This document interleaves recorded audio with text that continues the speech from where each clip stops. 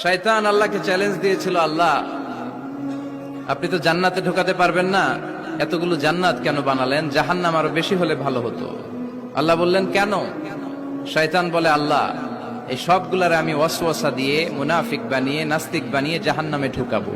আমি চ্যালেঞ্জ দিলাম, ডান দিক থেকে ধোকা দেব, বা থেকে, সামনে থেকে, পেছন থেকে, নিচ থেকে, রগের শিরা উপশিরায় ঢুকে, মাজরাত দাম যেখান দিয়ে রক্ত চলাচল করে ওখানে ঢুকেও আমি ধোকা দেব। তো আপনি জান্নাতে ঢুকাবেন কেমনে?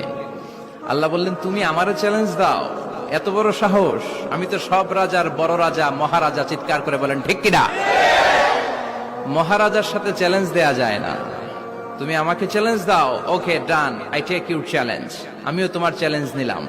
তুমি আজীবন ধোকা দিবা, আজীবন তুমি গোমরা করবা, বেনামাজি বানাবা, জালিম বানাবা।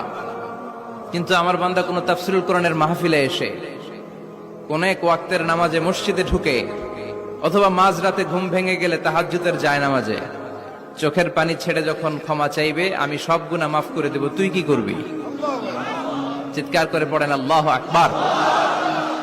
এজন্য ভুল নাই এমন কোন মানুষ নাই। ভুল হয়নি শুধু নবীদের, এজন্য তারা মাসুম। আহলুস সুন্নাহ ওয়াল জামাআর ইতিকাদ হচ্ছে নবীদের কোনো ভুল নাই, ঠিক কিনা?